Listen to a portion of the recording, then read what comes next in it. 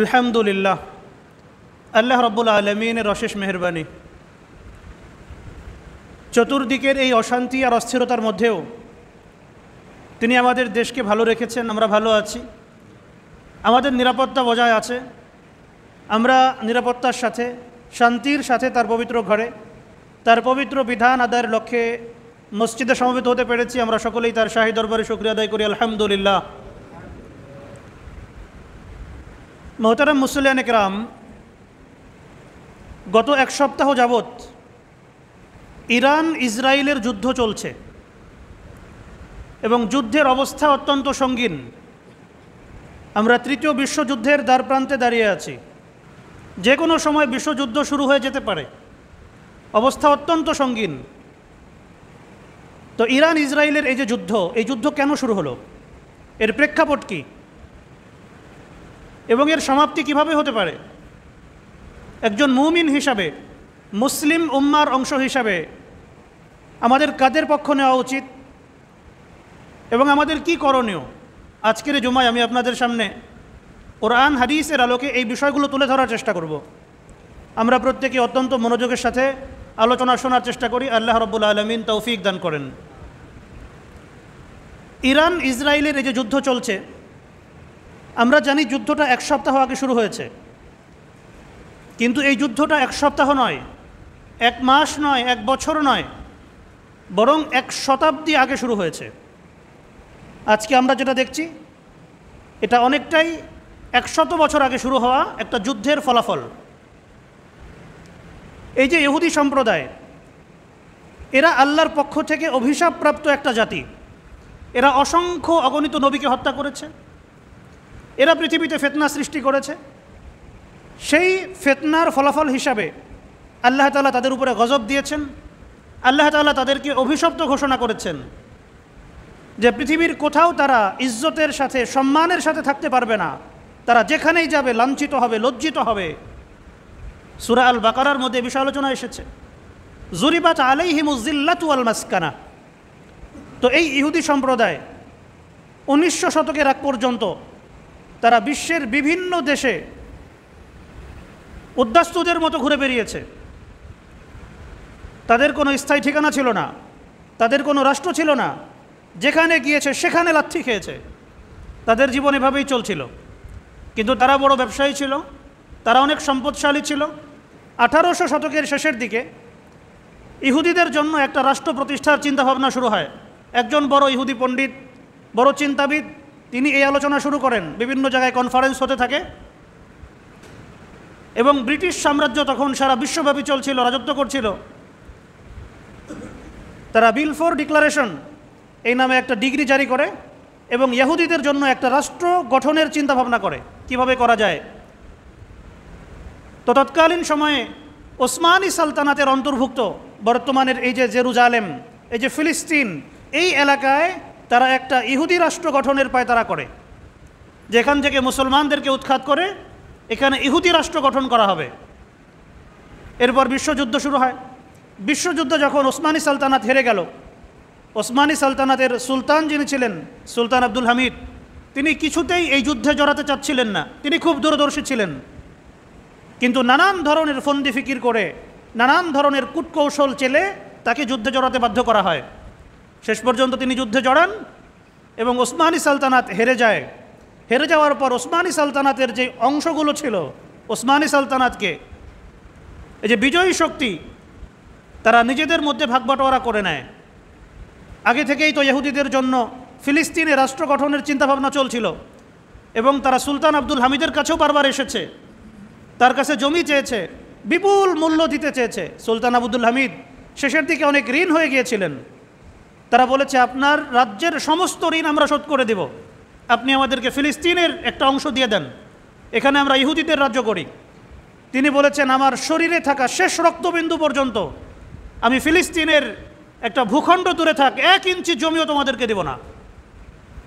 তারা বুঝেছে কাজ হবে না এবং এরপরই তারা তাদের সর্বাত্মক চক্রান্ত ষড়যন্ত্র শুরু করে দেয়। তো এই বিশ্বযুদ্ধে পরাজিত হওয়ার পরে তারা ফিলিস্তিনের এই অংশে একটা দেশ গঠনের জন্য সর্বাত্মক পায়তারা শুরু করে। বিশ্বের বিভিন্ন জায়গা থেকে রাশিয়া এবং ইউরোপে যেখানে যেখানে ইহুদিদের আধিক্য ছিল সেখান থেকে তারা ইহুদিদেরকে টোকায় এনে এখানে জড়ো করতে থাকে। ইংল্যান্ড এক্ষেত্রে সবচেয়ে অগ্রণী ভূমিকা পালন করে এবং অনেক বড় একটা চক্রান্তের জাল বিস্তৃত করে আরব অঞ্চল থেকে সুলতান আব্দুল হামিদের আধিপত্য এবং পুরো তুর্কি জাতির আধিপত্যকে বিলুপ্ত করে। সেখানে তারা তাদের পুতুল সরকারকে বসায়, পুতুল সুলতানদেরকে বসায়। কিভাবে তারা এই কাজ করেছিল সেটা অনেক লম্বা ইতিহাস, ওটা বলতে গেলে আজকের যে মূল আলোচনা সেটা করার সুযোগ পাবো না, ওটা সামনে আর একদিন বলবো ইনশাআল্লাহ। তো এই যে ইহুদি জাতি তারা 40-এর দশকে ফিলিস্তিনের এখানে আসে এবং ধীরে ধীরে এই অঞ্চলটাকে গ্রাস করতে থাকে। ইহুদিরা প্রথমে যে কৌশল নিয়েছিল, তারা ফিলিস্তিনিদের কাছ থেকে জমি কিনতে শুরু করেছে। জমির স্বাভাবিক যে দাম ছিল এর 2 গুণ 3 গুণ, ক্ষেত্র বিশেষ আরও বহুগুণ বাড়িয়ে জমির মূল্য পরিশোধ করে। তো অনেক মুসলমান যারা দারিদ্র্যের কষাঘাতে জর্জরিত ছিলেন, বেশি দাম পেয়ে তারা জমি বিক্রি করতে শুরু করেন।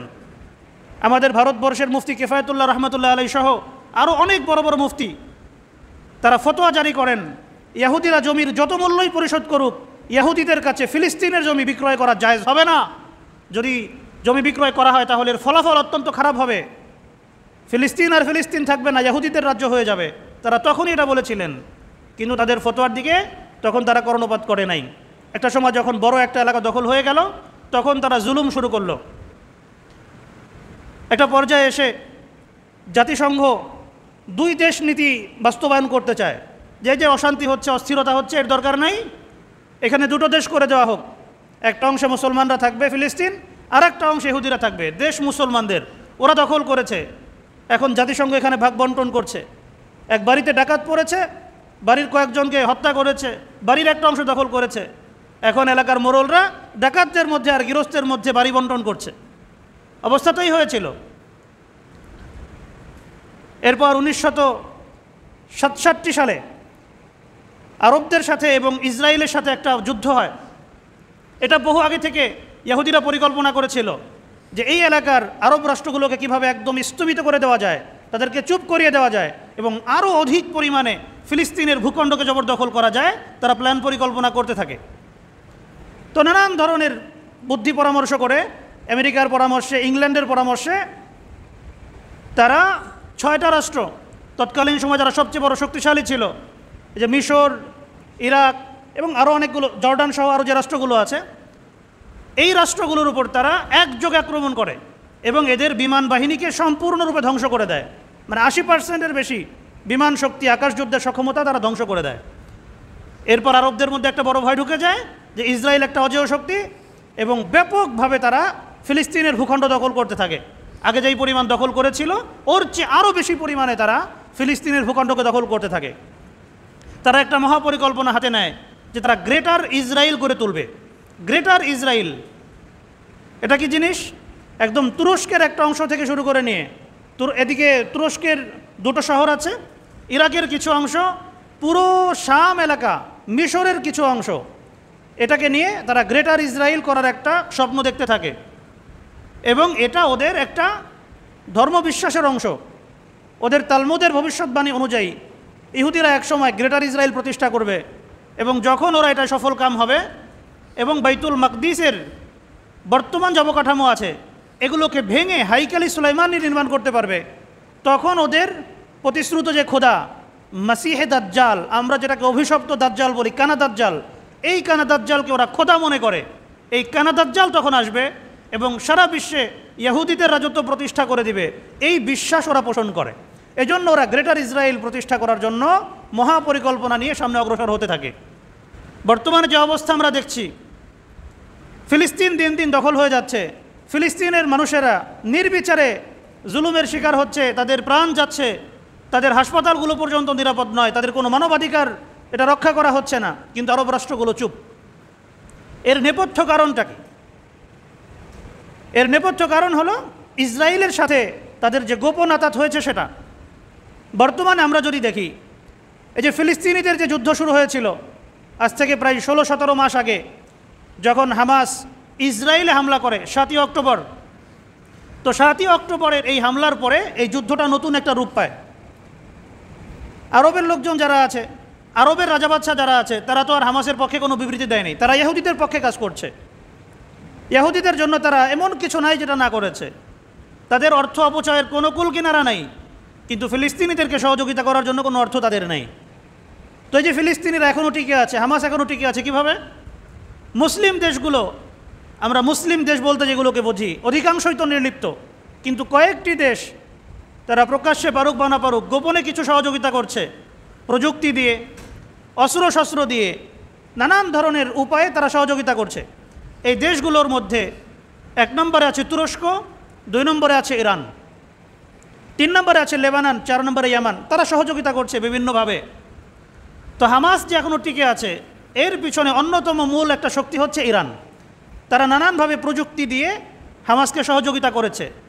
হামাসের যারা টেকনিশিয়ান আছে, হামাসের যারা ইঞ্জিনিয়ার আছে, তাদের বড় একটা অংশ তারা ইরানের কাছ থেকে প্রশিক্ষণ পেয়েছেন, নানান জ্ঞান তারা অর্জন করেছেন। এবং ইরান তার প্রক্সিদের মাধ্যমে ফিলিস্তিনকে রক্ষা করার চেষ্টা কম বেশি যাই করেছে, কিন্তু অন্য কোনো মুসলিম দেশ এক্ষেত্রে আগায় আসে নাই। সৌদি আরব, কাতার, ওমান, বাহরাইন, আরও তো কত দেশ আছে, তারা বন্দুকের একটা বুলেট দিয়েও সহযোগিতা করে নাই।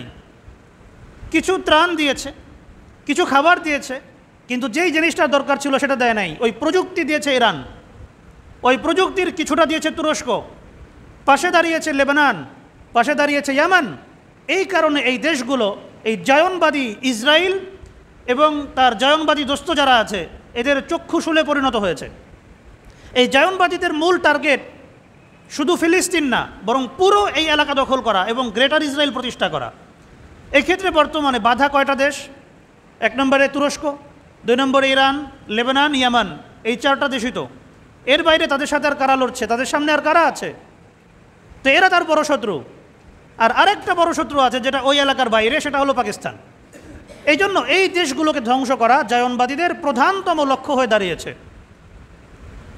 ইসরায়েলের যিনি প্রধানমন্ত্রী বেনিয়ামিন নেতানিয়াহু, বছর 2 আগে তার একটা বক্তব্য ভাইরাল হয়েছিল।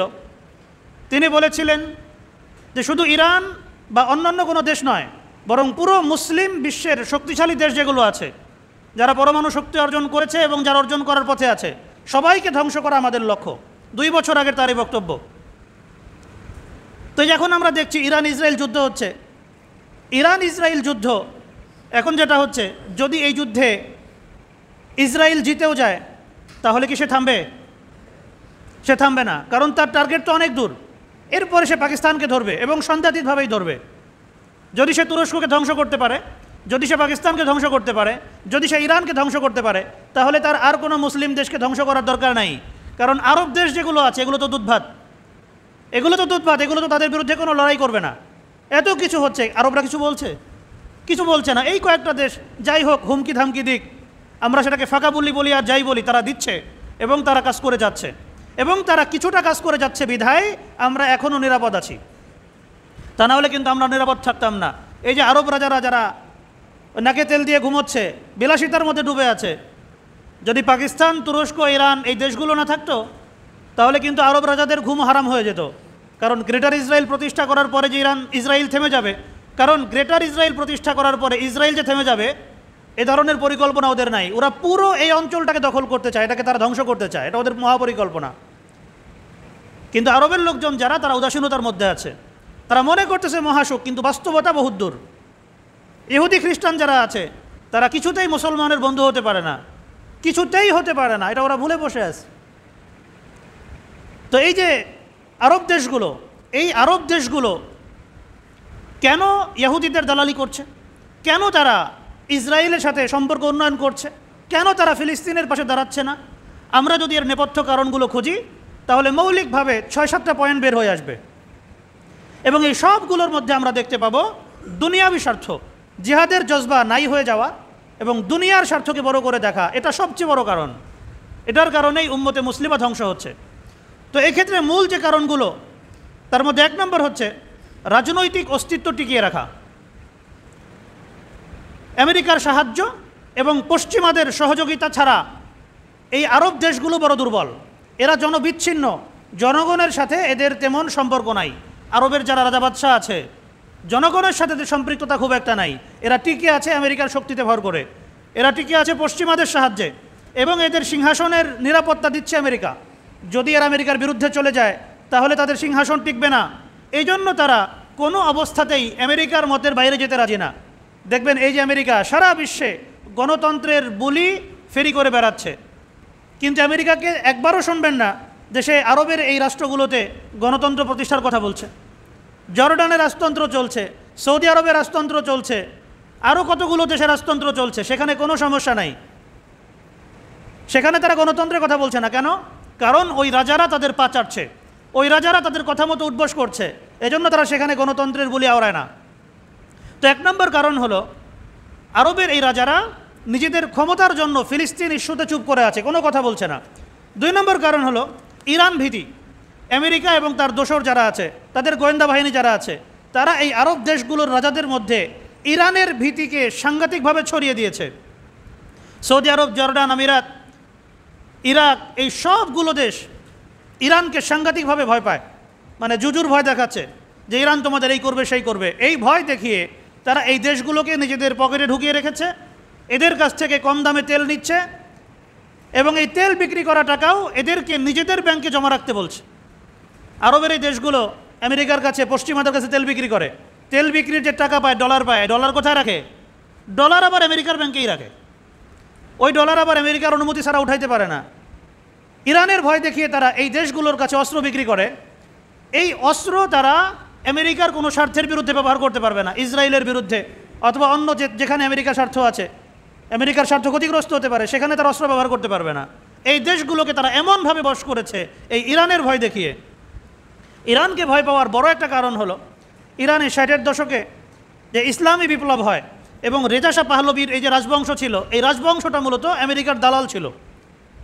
এই যে মক্কার যে শরীফ যিনি ছিলেন, তো নবীজির বংশধর, এই যে জর্ডানের বর্তমানে বাদশাহ যে আবদুল্লাহ, নবীজির 41তম বংশধর, এরা কিন্তু বেঈমান। এদের যারা পূর্বপুরুষ ছিল এরা কিন্তু তুর্কি সালতানাতের সাথে, ওসমানী সালতানাতের সাথে বেঈমানি করে এই আরব অঞ্চলের ক্ষমতা দখল করে, ব্রিটিশের সাথে আঘাত করে তারা ক্ষমতা নেয়। এজন্য ব্রিটিশের স্বার্থের বিরুদ্ধে তারা কখনোই যেতে পারবে না। তো ব্রিটিশের স্বার্থ রক্ষাকারী ইরানের যে জেনারেল ছিল, এই যে রেজা শাহ পাহলভী, বর্তমানে যাকে আপনারা দেখছেন, কয়েকদিন আগে একটা ছবি ভাইরাল হয়েছে, এই লোক ইসরায়েলে গিয়ে বাইতুল মাকদিসের যে অংশকে বাইতুল মাকদিসের যে অংশকে ইহুদিরা নিজেদের পবিত্র একটা জায়গা বলে দাবি করে এবং যেখানে তারা মাথা ঠুকে, মাথা নত করে পূজা করে, ইবাদত করে, সেখানে গিয়ে ইহুদিদের পোশাক পরে ইহুদিদের মতো করে মাথা নত করে সে বায়াত নিয়ে এসেছে যে তোমরা ইরানের এই শাসকদেরকে উৎখাত করে, ইসলামী সরকার যারা আছে এদেরকে উৎখাত করে তোমরা আমাকে ক্ষমতায় বসায় দাও। এবং আমেরিকা এবং পশ্চিমারা এই জিনিসটাই চায়, এই কারণেই এই সংঘাতটা এত বিস্তৃত হচ্ছে। তো আরবের এই দেশগুলো ইরানের হুমকি থেকে নিজেদেরকে বাঁচানোর জন্য জোট গঠন করেছে এবং জোট গঠন করতে গিয়ে তারা ইসরায়েলের সাথে জোট করেছে যে ইসরায়েল মুসলমানদের সবচেয়ে বড় শত্রু, যে ইসরায়েল কিছুতেই মুসলমানের বন্ধু হতে পারে না, যে কথাটা আল্লাহ তাআলা কোরআন মাজিদে সাফ বলে দিয়েছেন। কিন্তু তারা বন্ধু বানিয়েছে, তারা আল্লাহর ঘোষণাকে ভুলে গেছে। আল্লাহ তাআলা ইরশাদ করেছেন সূরা আল মায়েদার 51 নম্বর আয়াত, ইয়া আইয়ুহাল্লাযীনা আমানু লা তাত্তাখিযুল ইয়াহুদা ওয়ান নাসারা আউলিয়া বাযুহুম আউলিয়াউ বায ওয়া মান ইয়াতাওয়াল্লাহুম মিনকুম ফাইন্নাহু মিনহুম ইন্নাল্লাহা লা ইয়াহদিল কওমাজ জালিমিন। আল্লাহ বলেছেন, হে ঈমানদাররা, তোমরা ইহুদি খ্রিস্টানদেরকে তোমাদের বন্ধু বানায়ো না। এরা তো পরস্পরের বন্ধু, এরা একে অন্যের বন্ধু, এরা কখনোই তোমাদের বন্ধু হতে পারে না। তোমাদের মধ্যে যে ব্যক্তি তাদের কাউকে বন্ধু বানাবে, তাদেরকে বন্ধুরূপে গ্রহণ করবে, সেও তাদের অন্তর্ভুক্ত বলে গণ্য হবে। আর মনে রেখো, আল্লাহ জালেমদেরকে পথ দেখান না। কোরআনে কারীমের এই সুস্পষ্ট আয়াত ভুলে গিয়ে তারা ইহুদিদের সাথে, খ্রিস্টানদের সাথে জোটবদ্ধ হয়েছে নিজেদের ক্ষমতাকে বাঁচানোর জন্য। 3 নম্বর, অর্থনৈতিক স্বার্থ। অর্থনৈতিক স্বার্থে আরবের এই দেশগুলো ইসরায়েলের পা চাটছে, ইসরায়েলের কৃতদাসের মতো আচরণ করছে। আরব দেশগুলো মৌলিকভাবে তেল নির্ভর। আরবের যে দেশগুলো আছে সবগুলো দেশ এক প্রকার বলা যায় তেলের উপর ভাসছে, প্রচুর তেল সম্পদ এদের আছে। কিন্তু এই তেল তো অশেষ না, একদিন তো ওটা শেষ হয়ে যেতে পারে। এই জন্য তারা তেল শক্তির উপর নির্ভর না করে তেল নির্ভর অর্থনীতি থেকে বেরিয়ে এসে প্রযুক্তি, বিনিয়োগ, বাণিজ্য এবং পর্যটন, এই জাতীয় আরও যে বিষয়গুলো আছে এগুলোর উপর নির্ভরশীল হওয়ার চেষ্টা করছে। প্রযুক্তিতে যেহেতু ইসরায়েল বেশ এগিয়ে আছে, এজন্য তারা ইসরায়েলের সাথে নানান ধরনের চুক্তি করছে যেন ইসরায়েল তাদের প্রযুক্তি খাতে এখানে বিনিয়োগ করে, তাদেরকে প্রযুক্তি দিয়ে সহযোগিতা করে, এই কাজ তারা করছে। তো অর্থনৈতিক স্বার্থ, ক্ষমতা রক্ষার স্বার্থ, এইগুলোর কারণে তারা ফিলিস্তিনকে বিসর্জন দিয়েছে। তাদের ফিলিস্তিনকে রক্ষা করা দরকার নাই, তাদের নিজেদের ক্ষমতার মসনদ, তাদের অর্থনৈতিক স্বার্থ, এটা রক্ষা করা বেশি জরুরি হয়ে দাঁড়িয়েছে। 4 নম্বর কারণ, পশ্চিমাদের চাপ। পশ্চিমাদের, বিশেষ করে আমেরিকা, এই যে ইসরায়েল, এটা হলো আমেরিকার কুকুর, পশ্চিমাদের কুকুর। তো এই পশ্চিমারা, আশপাশের আরব দেশ যেগুলো আছে, এদেরকে আব্রাহাম অ্যাকর্ডস এর নামে একটা চুক্তি, আব্রাহাম অ্যাকর্ডসে আরব দেশগুলোকে সই করতে বাধ্য করছে যে যদি তোমরা আমার কাছ থেকে সামরিক সহযোগিতা চাও, অস্ত্র কিনতে চাও, অথবা অন্য কোনো প্রযুক্তিগত সহযোগিতা চাও, ক্ষমতার নিরাপত্তা চাও, তাহলে অবশ্যই তোমাদেরকে আব্রাহাম অ্যাকর্ডসে সই করতে হবে। ওটাই সই করা মানে হলো ইসরায়েল আমাদের বন্ধু, ইসরায়েলের সাথে আমাদের কোনো শত্রুতা নাই, ফিলিস্তিন নিয়ে আমাদের কোনো মাথা ব্যথা নাই, এই চুক্তিতে সই করতে বাধ্য করছে। 5 নম্বর কারণ, আরব জনতা, আরব দেশের সাধারণ জনগণ যারা আছে, তাদের অধিকাংশই, বলতে গেলে একদম 95%, তারা একান্তই ব্যক্তিকেন্দ্রিক। রাজনৈতিক বিষয় তাদের কোনো চিন্তা ভাবনা নাই, রাজনৈতিক বিষয় তারা উদাসীন, তারা নির্লিপ্ত, তারা ডুবে আছে বিলাসিতার মধ্যে। কিভাবে আরও সম্পদ বাড়ানো যায়, আরও বেশি বিলাসিতা করা যায়, অপচয় করা যায়, এগুলোর মধ্যে তারা ডুবে আছে। তাদের কোনো রাজনৈতিক লক্ষ্য নাই। আমাদের দেশে যেমন বিভিন্ন সময় মিছিল, মিটিং ইত্যাদি হয়, আরবে এগুলো নাই এবং এগুলোর সুযোগও নাই। ওরা এমন একটা অবস্থা তৈরি করেছে, যদি কোনো ব্যক্তি ওদের বিরুদ্ধে কোনো কথা বলে, তাকে গুম করে ফেলে এবং তাকে হত্যা করে কোথায় যে দাফন করে, কোন মরুর মধ্যে গেড়ে রাখে, তাকে আর খুঁজে পাওয়া যায় না। এ কারণে জনগণের মধ্যেও একটা ভয় ছড়িয়ে আছে। তো জনগণের পক্ষ থেকে কোনো ধরনের চাপ না থাকা, এটা বড় একটা কারণ। আর 6 নম্বর কারণ হলো হীনমন্যতা। ওই যে আগে 6 ডে ওয়ারের কথা বলেছিলাম, 6 দিনের যুদ্ধ, এই 6 দিনের যুদ্ধে আরব দেশগুলো এক প্রকার গুড়িয়ে গিয়েছে। ইসরায়েল এগুলোকে একদম ধ্বংস করে দিয়েছে, এদের সামরিক শক্তি নস্যাৎ করেছে। এরপর থেকে এই দেশগুলোর যারা রাজা বাদশা, তাদের মধ্যে একটা ধারণা ঢুকে গেছে যে ইসরায়েল অজেয়, তাদেরকে পরাজিত করা যাবে না, এদের সাথে যুদ্ধ করে বিজয়ী হওয়া যাবে না, ফিলিস্তিন ইস্যুতে চুপচাপ থাকাই ভালো, নিজেদের স্বার্থ উদ্ধার করলাম, ফিলিস্তিনিদের যা হয় হোক, ওরা বাঁচুক মরুক, মাঝে মধ্যে কিছু ত্রাণ দিলাম, এই যে একটা চিন্তা ভাবনা, এটা আরবের দেশগুলোর মধ্যে ব্যাপক হয়ে গেছে। এবং এর ফলাফল হিসাবে 70-80 দশক থেকেই আরবের অনেকগুলো দেশ তারা ইসরায়েলের সাথে গোপন বাণিজ্য, গোপন তথ্য বিনিয়োগ ইত্যাদি গড়ে তুলেছে, গোপনে নানান ধরনের তথ্য আদান প্রদান করছে। এমনকি এক দেশ আর এক দেশের বিরুদ্ধে ইসরায়েলকে যাবতীয় সুযোগ সুবিধা করে দিচ্ছে, যাবতীয় গোয়েন্দা তথ্য সাপ্লাই করছে, এ ধরনের ঘটনাও ঘটেছে। এজন্য বর্তমানে আরব দেশ যেগুলো আছে, এদেরকে নিয়ে কোনো ধরনের আশা করা, এটা দুরাশার শামিল, এদেরকে দিয়ে কিচ্ছু হবে না। এরা আমেরিকার কথায় উঠে বসে, এদেরকে দিয়ে কোনো লাভ নাই। তো মুসলিম বিশ্ব যদি ঘুরে দাঁড়াতে চায়, তাহলে তার উপায় কী হবে? মুসলিম বিশ্ব যদি ঘুরে দাঁড়াতে চায়, তাহলে আরবের বাইরে দেশ যেগুলো আছে, তুরস্ক আছে, ইরান আছে, পাকিস্তান আছে, এই 3টাই তো মুসলিম বিশ্বের সবচেয়ে শক্তিশালী দেশ। ওদিকে আছে ইন্দোনেশিয়া, কিন্তু ইন্দোনেশিয়া এই সমস্ত বিষয় নিয়ে মাথা খুবই কম ঘামায়, তারা নিজেদেরকে নিয়ে ব্যস্ত আছে। মালয়েশিয়া একই অবস্থা, তারা নিজেদেরকে নিয়ে ব্যস্ত আছে, এগুলো নিয়ে তাদের খুব একটা ফিকির আছে বলে মনে হয় না। তো এই যে দেশগুলো, যদি ফিলিস্তিনকে রক্ষা করতে হয়, তাহলে এই দেশগুলোকেই অগ্রণী ভূমিকা পালন করতে হবে। এই জিনিসটা ইসরায়েল খুব ভালো করে বুঝতে পেরেছে যে যদি এই 3টা দেশকে ধসিয়ে দেওয়া যায়, যদি ইরানকে ধ্বংস করে দেওয়া যায়, তাহলে হামাস আর প্রযুক্তি পাবে না, কোনো অস্ত্র পাবে না। যদি তুরস্ককে ধ্বংস করে দেওয়া যায়, তাহলে হামাস কোনো স্যাটেলাইট সহযোগিতা পাবে না, কোনো প্রযুক্তি পাবে না। যদি পাকিস্তানকে ধ্বংস করে দেওয়া যায়, তাহলে তো একদম পথ পুরো ক্লিয়ার, পাকিস্তান একমাত্র পরমাণু শক্তিধর দেশ। কিন্তু দেখেন পাকিস্তানের অর্থনীতি, পাকিস্তানের সেনাবাহিনী, এগুলোকে আমেরিকা কত কঠোরভাবে নিয়ন্ত্রণ করে। পাকিস্তানের সেনাপ্রধান একটু হুমকি ধামকি দিয়েছিল। পাকিস্তানের একজন নেতা বলেছিলেন যে আমরা এই পরমাণু বোমাগুলো শোকেসে সাজিয়ে রাখার জন্য তৈরি করি নাই। এবং নিকট অতীতে পাকিস্তান ভারত যুদ্ধে ভারত পাকিস্তানের কাছে অত্যন্ত শোচনীয়ভাবে পরাজিত হয়েছে। ইরানের একজন জেনারেল তিনি বলেছিলেন যে যদি ইসরায়েল বা আমেরিকা ইরানে নিউক্লিয়ার হামলা করে, তাহলে পাকিস্তান তার পরমাণু বোমা নিয়ে, নিউক্লিয়ার বোমা নিয়ে আমাদের পাশে দাঁড়াবে, আমাদেরকে সহযোগিতা করবে। এই কথা বলার পরপরই দেখবেন আমেরিকার প্রেসিডেন্ট পাকিস্তানের যিনি জেনারেল আছেন, ফিল্ড মার্শাল আসেম মুনির, তাকে ডেকে পাঠিয়েছে এবং দেখবেন তারা বৈঠক করে ফেলেছে। এবং এই লোক গতকাল ঘোষণা দিয়েছে যে শান্তিতে ডোনাল্ড ট্রাম্পকে নোবেল পুরস্কার দেওয়া দরকার। অর্থাৎ টোপ খুব ভালোভাবেই গিলেছে। 2001 সালের দিকে যখন আমেরিকা আফগানিস্তান হামলা করে, তখন কিন্তু পাকিস্তানের ভূমি ব্যবহার করেই করেছে। ওই 7 সমুদ্র 13 নদী পাড়ি দিয়ে এসে আমেরিকার দাদারও সাধ্য ছিল না আফগানিস্তানে তেমন কিছু ক্ষতি সাধন করে, কিন্তু পাকিস্তান জায়গা দিয়েছে, বিদায় করেছে। এই যে পশ্চিমারা, তাদের বড় একটা সিস্টেম, এটা ডিভাইডেড অ্যান্ড রুল। তারা দ্বন্দ্ব লাগাবে আর শাসন করবে। মুসলিম দেশগুলো যদি এক হতে যায় তাহলে বলবে সন্ত্রাসীরা জোটবদ্ধ হচ্ছে, কিন্তু তারা যে মুসলিম দেশগুলোর উপরে একতাবদ্ধ হয়ে জোটবদ্ধ হয়ে ঝাঁপায় পড়ছে তাতে কোনো সমস্যা নাই। আর আফসোসের বিষয় হলো আমরা মুসলিমরা বুঝতেছি না। আল্লাহ রসুল তো বলে গেছেন আল কুফরু মিল্লাতুন ওয়াহিদা, তারা একজোট হয়েই তারা হামলা করছে, একজোট হয়েই তারা সব কিছু করছে। তো ইরানের বিরুদ্ধে দেখেন পশ্চিমা পুরো দুনিয়া একজোট হয়ে গেছে। আমেরিকার যিনি গোয়েন্দা প্রধান আছেন তুলসী গ্যাবার্ড, তিনি বলেছেন যে ইরানের কাছে কোনো পরমাণু বোমা নেই এবং আগামী 3 বছরের মধ্যে তারা তৈরি করতেও পারবে না, আরও বেশি সময় তাদের লাগবে। ডোনাল্ড ট্রাম্প কি বলে দিলেন যে তুলসী গ্যাবার্ড কি বলেছেন সেটা আমার দেখার বিষয় না, মানে সে হামলা করবেই। কিন্তু এখন যেহেতু অবস্থা খারাপ এজন্য সময় নিচ্ছে, 2 সপ্তাহ 3 সপ্তাহ সময় নিচ্ছে। এবং নানান খবর বেরিয়েছে, ইসরায়েলের আয়রন ডোমের গোলা শেষ, থার্ডের গোলা শেষ, এবং গোলা তো আর রাতারাতি তৈরি করা যায় না। ইরানের কাছে যে পরিমাণ মিসাইল মজুদ আছে এবং তারা সম্প্রতি যে ধরনের মিসাইলগুলো মারছে, ওই যে সিজ্জিল মেরেছে, আরও কতগুলো আছে, এগুলোকে প্রতিরোধ করার মতো কোনো শক্তি বর্তমানে পৃথিবীর কোনো দেশের কাছে নাই। হাইপারসনিক সুপারসনিক এগুলো মারছে, এগুলোকে ঠেকাবে কি দিয়ে? এজন্য এখন তারা শুরু নরম করেছে, কিন্তু তারা হামলা করবে।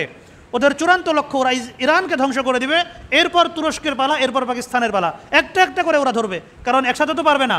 কিন্তু আফসোসের বিষয় হলো মুসলমানরা বুঝতেছে না, আরব দেশগুলো বুঝতেছে না। তারা মনে করতেছে আমরা নিরাপদ আছি, আমেরিকার কথা শুনলে আমরা নিরাপদ থাকবো, কিন্তু বুঝতেছে না একসময় ধরবে। আল্লাহ রসুল যেটা বলে গেছেন, হাদিসে পাকে যে কথা এসেছে ওটা মিথ্যা হতে পারে না, ওটাই চূড়ান্ত সত্য। এই হাদিস আবু দাউদ শরীফের 4297 নম্বর সিরিয়ালে বর্ণিত হয়েছে। আল্লাহ রসুল সাল্লাল্লাহু আলাইহি ওয়াসাল্লাম ইরশাদ করছেন, ইউশিকুল উমামু আন তাদাআ আলাইকুম কামা তাদাআল আকালাতু ইলা কাসআতিহা ফাকালা কাইলুন ওয়া মিন কিল্লাতিন নাহনু ইয়াওমাইযিন ক্বালা বাল আনতুম ইয়াওমাইযিন কাসীর ওয়ালাকিন্নাকুম গুসাউন কাগুসাইস সাইল ওয়ালা ইয়ানজিআন্না আল্লাহু মিন সুদুরি আদুবিকুমুল মাহাবাতা মিনকুম ওয়ালা ইয়াকযিফান্না আল্লাহু ফি কুলুবিকুমুল ওয়াহান ফাকালা কাইলুন ইয়া রাসূলাল্লাহ ওয়া মাল ওয়াহানু ক্বালা হুব্বুদ দুনিয়া ওয়া কারাহিয়াতুল মাউত। বেশ লম্বা হাদিস। আল্লাহ রসুল সাল্লাল্লাহু আলাইহি সাল্লাম এই শেষ জামানার কথা বলেছেন। এখন আমরা যে দৃশ্যপট দেখতে পাচ্ছি, আল্লাহ রসুল 1450 বছর আগে এই দৃশ্যপট আমাদের সামনে তুলে ধরেছেন। আল্লাহ রসুল বলেছেন, হে আমার উম্মত শোনো, অচিরেই একটা সময় আসবে সারা বিশ্বের এই কুফার শক্তি, কাফের, মুশরিক, বদ্দিন, বেঈমান যারা আছে, তারা একতাবদ্ধ হয়ে তোমাদের উপর হামলে পড়বে। খাবারের মজলিসে একদল যেমন আরেক দলকে ডাকতে থাকে যে এই তোমরা এদিকে আসো, তাড়াতাড়ি খেতে বসো। বিয়ে বাড়িতে দেখেন নাই, লোকজন উপস্থিত হলে একজন আরেকজনকে ডাকতে থাকে যে এই তুই এই পেলে এই দস্তরখানে আস, ভাই আপনি এখানে আসেন, ভাই আপনি এখানে আসেন, ডাকাডাকি করতে থাকে। আল্লাহ রসুল বলছেন ঠিক এইভাবে কিয়ামতের আগে একটা সময় আসবে, অচিরেই সেই সময়টা আসবে যখন কাফের মুশরিকরা তোমাদের বিরুদ্ধে একে অন্যকে এভাবে ডাকাডাকি করবে। দেখেন না পশ্চিমারা জোট করছে, ন্যাটো নানান ধরনের সামরিক জোট করছে। মুসলমানদের কোনো জোট আছে? মুসলমানদের কেন কোনো জোট নাই? মুসলমান একজোট হতে গেলেই ওরা ভেজাল লাগায় দেয়, নানান ধরনের দ্বন্দ্ব ফাসাদ লাগায় দেয়, জঙ্গিবাদের নাম দিয়ে দেয়। ওরা যখন একজোট হয় তখন সেটা জঙ্গিবাদ হয় না। তো ওরা একজোট হয়ে মুসলমানদের বিরুদ্ধে লড়ছে, এবং মুসলিম দেশ যেগুলো আছে তারা একাকী লড়াই করছে। একজোট যদি হতো তাহলে এরা বহুত আগেই ধ্বংস হয়ে যেত, মুসলমানরা বিজয়ী হতো। কিন্তু তা হচ্ছে না, মুসলিম দেশগুলো একজন একজন এক একটা দেশ করে আলাদা আলাদা লড়াই করছে, এই কারণে বিজয়ী হতে পারছে না। আল্লাহ রসুল বলছেন যে এরা তোমাদের বিরুদ্ধে সবাই একজোট হবে। একজন সাহাবী তখন বললেন, ইয়া রাসূলুল্লাহ, সেদিন কি আমরা সংখ্যায় বড় কম হব, সেজন্য তারা আমাদের উপর বিজয় হবে? আল্লাহ রসুল বললেন, না, তোমরা বরং সংখ্যায় সেদিন অনেক বেশি হবে, কিন্তু তোমরা হবে বন্যার পানিতে ভেসে আসা খড়কুটোর মতো। আল্লাহ তাআলা তোমাদের শত্রুদের অন্তর থেকে তোমাদের ভয় দূর করে দিবেন, মুসলমানদের মধ্যে একতা থাকবে না, এই জন্য তোমরা দুর্বল হয়ে যাবা। আল্লাহ তাআলা তোমাদের শত্রুদের অন্তর থেকে তোমাদের ভয় বের করে দিবেন, তারা তোমাদেরকে ভয় করবে না, এবং তোমাদের অন্তরে ওয়াহান ঢেলে দিবেন, তোমাদের অন্তর ওয়াহানে পূর্ণ হয়ে যাবে। এক সাহাবী জিজ্ঞাসা করলেন, ইয়া রাসূলুল্লাহ, ওয়াহান কি জিনিস? আল্লাহ রসুল বললেন, ওয়াহান হলো দুনিয়ার ভালোবাসা এবং মৃত্যুর ভয়, দুটো জিনিস, দুনিয়ার মোহাব্বত এবং মৃত্যুর ভয়। দুনিয়াকে তোমরা ভালোবাসবা, মৃত্যুকে তোমরা ভয় করবা। দোস্ত মোহতারাম, এই জিনিসটাই আমরা এখন দেখতে পাচ্ছি। যদি মুসলিম দেশগুলো এক হয়ে যেত তাহলে কেউ ধ্বংস হতো না, সবাই বিজয় হয়ে যেত, সবাই জিতত, সবাই বেঁচে যেত। কিন্তু একতাবদ্ধ না হওয়ার কারণে এক এক করে সব মারা পড়ছে। ওরা আফগানিস্তানকে এক প্রকার ধ্বংস করে দিল, ওরা লিবিয়াকে ধ্বংস করে দিল, ওরা ইরাক ধ্বংস করে দিল, ওরা আফ্রিকার দেশগুলোকে ধ্বংস করে দিচ্ছে। আফ্রিকার মুসলিম দেশ যেগুলো আছে খনিজ সম্পদে সমৃদ্ধ কিন্তু দারিদ্র্যপীড়িত দেশ, এত সম্পদ ওদের, এত কিছু ওদের, কিন্তু ওরাই সবচেয়ে বেশি অনাহারী, সবচেয়ে বেশি কষ্টে আছে। কেন? এই যে মুসলিম একতাবদ্ধ হতে দিচ্ছে না। তো আমরা যদি বাঁচতে চাই আমাদের কী করতে হবে? সর্বপ্রথম কাজ হলো যাবতীয় ভয়, এই যে মৃত্যুর ভয়, দুনিয়ার লোভ, এগুলোকে অন্তর থেকে বাদ দিতে হবে। আরব দেশ যেগুলো আছে, আল্লাহ তাআলা দুনিয়ার তেল সম্পদ তো আরবেই বেশি দিয়েছেন, তাই না? তেল ছাড়া কিছু চলে? আমেরিকার যত যুদ্ধ বিমান আছে, যত যুদ্ধ জাহাজ আছে, কিসে চলে? আরবের তেলে চলে। আরব দেশগুলো যদি একজোট হয় যে আমরা আমেরিকার কাছে, তাদের দোসরদের কাছে কোনো তেল বিক্রি করব না, ইসরায়েলকে আমরা তেল দিব না, আমরা তেল বিক্রির টাকা আমেরিকার ব্যাংকে রাখবো না, আলাদা অর্থ ব্যবস্থা আমরা গড়ে তুলব, আমরা একজোট হব। আমাদের যে প্রযুক্তি আছে, আমরা যদি প্রযুক্তিতে স্বয়ংসম্পন্ন হই, এখন তো প্রযুক্তি আছে, পাকিস্তানের পরমাণু প্রযুক্তি আছে, পরমাণু বোমা আছে, তুরস্কের ড্রোন প্রযুক্তি অনেক উন্নত, ইরানের ড্রোন প্রযুক্তি, মিসাইল প্রযুক্তি অনেক উন্নত। যদি এই মুসলিম দেশগুলো কাছাকাছি আসে, যদি মুসলিম দেশগুলো জোট গঠন করে, অন্যান্য মুসলিম দেশগুলো অন্তর্ভুক্ত হয়, তাহলে ইহুদি খ্রিস্টানদের এই যে ন্যাটো বলেন আর যে সংগঠনই বলেন, ওদের কোনো শক্তি নাই মুসলমানদের সামনে দাঁড়ানোর। আল্লাহ রসুল সে কথা বলে গিয়েছেন যে মুসলমানদের বিরুদ্ধে কাফেররা কখনোই বিজয়ী হতে পারবে না যদি না মুসলমানরা দ্বিধা বিভক্ত হয়ে যায়, মুসলমানরা দলে দলে ভাগ হয়ে যায়। যদি এটা হয় তাহলে তারা বিজয় হতে পারবে, এছাড়া মুসলমানদের বিরুদ্ধে কাফের মুশরিকরা কখনোই তারা বিজয় হতে পারবে না। তো এখন যে ওরা বিজয়ী, কারণ কি? কারণ আমাদের মধ্যে একতা নাই, আমাদের পারস্পরিক বিশ্বাস নাই, নানান ধরনের কথা বলে আমাদের বিশ্বাসকে ধ্বংস করে দেওয়া হয়েছে। দেখবেন মুসলমানদের মধ্যে কত দলাদলি। আচ্ছা, এই দলাদলি কি ইহুদি খ্রিস্টানদের মধ্যে নাই? ইহুদিদের 12-14টা শাখা। মুসা আলাইহিস সালামের সময় থেকে ওদের 12টা গোত্র ছিল। এরপরে ধর্মীয়ভাবে ওদের শাখা গোত্রের কোনো অভাব নাই, বিভিন্ন দলে উপদলে বিভক্ত। খ্রিস্টানদের দলের কোনো অভাব নাই, 80টার উপরে দল খ্রিস্টানদের। কিন্তু তারপরেও মুসলমানদের বিরুদ্ধে ওরা একজোট হতে পারছে। আমাদের দুর্বলতা কোথায়? আমরা একজোট হতে পারি নাই। ওরা ধর্মীয় মতবাদ নিয়ে আলাদা আলাদা হয় নাই, ধর্মীয় মতবাদের জায়গায় আছে, আর রাজনৈতিক ঐক্য বা মুসলিমদের বিরুদ্ধে ঐক্য ওটা ওরা ধরে রাখছে। কিন্তু আমরা ধর্মীয় এই বিষয়গুলোকে, যে কে হানাফি, কে শাফি, কে মালিকি, কে হাম্বলি, কে সুন্নি, কে শিয়া, কে ওয়াহাবি, কে কি, এগুলো নিয়ে আমাদের মধ্যে বিধা বিভক্তির কোনো অন্ত নাই। এই বিভক্তি যতদিন পর্যন্ত আমরা দূর করতে না পারবো, ততদিন পর্যন্ত আমাদের ভাগ্যের কোনো উন্নতি হবে না। একজন মারা যাবে, মানে একটা দেশ ধ্বংস হয়ে যাবে, মুসলমানদের এক অংশ ধ্বংস হবে, আর এক অংশ চেয়ে চেয়ে দেখবে, মনে করবে আমি নিরাপদ থাকবো। কিন্তু ওর পরে যে আমার সিরিয়াল আসতেছে, সেটার কথা কেউ চিন্তা করবে না। দোস্ত মোহতারাম, আমরা এখানে যারা উপস্থিত আছি, আমরা ব্যক্তিগতভাবে হয়তো কিছুই করতে পারবো না, কিন্তু এই বিষয়গুলো আমাদের বোঝা দরকার যে আমাদের মুক্তি আসলে কোন পথে, আমাদের আসলে কী করণীয়। আমরা এখানে যারা আছি, আমরা যে কাজগুলো করতে পারি, ইহুদি খ্রিস্টানদের যত পণ্য আছে আমরা এগুলো বর্জন করার চেষ্টা করব। সব সময়ের জন্য আমরা একতার চিন্তাভাবনা মাথায় রাখবো, আমরা নিজেদেরকে প্রস্তুত করব। আগামীর যে দিনগুলো আছে, এই দিনগুলো অত্যন্ত ভয়ঙ্কর হতে চলেছে। ইহুদি এবং মুশরিক এরা কিন্তু একজোট। কোরআনে কারীমে আল্লাহ তাআলা বহু স্থানে বলেছেন, ওয়ালা তাজিদান্না আশাদ্দান নাসি আদাওয়া লিল্লাযিনা আমানুল ইয়াহুদা ওয়াল্লাযিনা আশরাকু। আল্লাহ বলেছেন, লোকদের মধ্যে তুমি দেখবা মুসলমানদের বিরুদ্ধে সবচেয়ে কঠোর হলো ইহুদিরা এবং এরপরে মুশরিকরা। আমরা বাঙালি যারা আছি, আমরা কি নিরাপদ? আমাদের তিন দিকে ভারত, এই যে মুশরিক রাষ্ট্র, এরা অখণ্ড ভারতের স্বপ্ন দেখছে না? এরা সংসদ ভবনে অখণ্ড ভারতের ম্যাপ লাগিয়ে রেখেছে। আমাদের এই বাংলাদেশ ওরা দখল করতে চায়, এই যে মালদ্বীপ, শ্রীলঙ্কা, নেপাল, ভুটান সব ওরা দখল করতে চায়, আফগানিস্তান ওরা দখল করতে চায়। গজওয়াতুল হিন্দ যেটা হবে সেটা কিন্তু এই এলাকায় হবে। মুসলমানদের বড় একটা অংশ আশা করে বসে আছে মাহাদি আসবে, মাহাদি সব বিজয় করে দিবে। মাহাদি কিন্তু ভারতে আসবে না, মাহাদির যুদ্ধ হবে শামে, উনি সেখানে যুদ্ধ করবেন। এই ভারতের যুদ্ধ আমাদেরকেই লড়তে হবে, এই মুশরিকদের বিরুদ্ধে আমাদেরকেই লড়তে হবে। আপনারা দেখেছেন ইরানে এই এত বড় বিপর্যয় ঘটে গেল, অল্প সময়ের ব্যবধানে ইরানের কত বড় বড় জেনারেলরা শহীদ হয়ে গেলেন। ইরানের পরমাণু কেন্দ্র আক্রান্ত হলো, এর পিছনে কার সাজিদাই জানেন? ইসরায়েলকে কারা সহযোগিতা করেছে? ইসরায়েলকে সহযোগিতা করেছে ভারত। ভারতের 70-এর উপরে স্পাই বন্দী হয়েছে ইরানের গোয়েন্দাদের হাতে। এরা কি মুসলমানদের বন্ধু?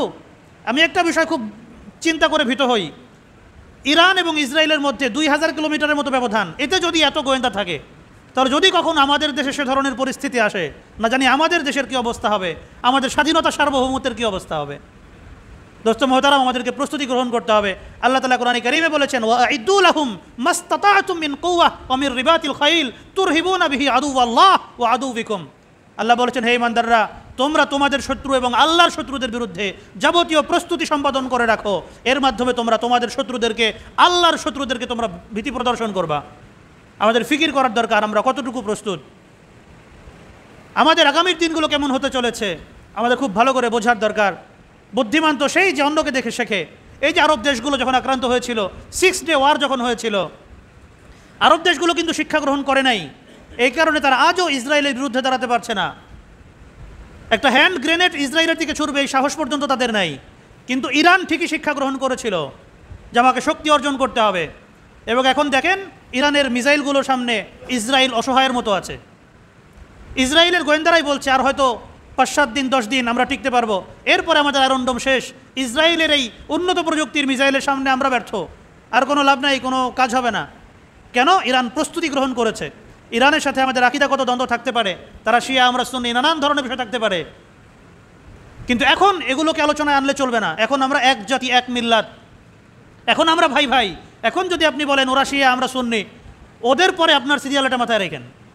আমরা নিজেদেরকে শিয়া সুন্নিতে বিভক্ত করি, ও হানাফি, আমি হাম্বলি, ও মালিকি, আমি শাফিঈ, এগুলো আমরা দেখি। কিন্তু ইসলামের শত্রু যারা, তারা এই বিভাজন দেখে না। তারা সবাইকে দেখে এক আল্লাহর ইবাদত করে, এক রসুলের উম্মত হিসাবে নিজেদেরকে দাবি করে, ওরা এটা দেখে। এজন্য আমরা যদি বাঁচতে চাই আমাদেরকে একতাবদ্ধ হতে হবে। আমরা এক আল্লাহর বান্দা, এক রসুলের উম্মত, একতার শিক্ষা যদি আমরা ধারণ করতে পারি তাহলে আমাদের সফলতা, আর না হলে আমাদের ব্যর্থতা। তো আমরা এখন কি করব? আমরা বেশির থেকে বেশি পরিমাণে দোয়া করব ইনশাআল্লাহ, তাহাজ্জুদ পড়ে পড়ে, রোজা রেখে রেখে, যে আল্লাহ এই মুসলিম দেশগুলোকে কাছাকাছি আসার, একতাবদ্ধ হওয়ার, একজোট হয়ে কাফেরদের বিরুদ্ধে লড়াই করার তৌফিক দান করো, আমাদেরকে প্রস্তুতি গ্রহণ করার তৌফিক দান করো, এবং আমরা নিজেদেরকে প্রস্তুত করার জন্য সর্বশক্তি নিয়োগ করবো ইনশাআল্লাহ। আল্লাহ রাব্বুল আলামিন আমাদেরকে তৌফিক দান করুন। আমরা সকলে বলি আমিন। ওয়া আখিরু দাওয়ানা আলহামদুলিল্লাহি রাব্বিল আলামিন।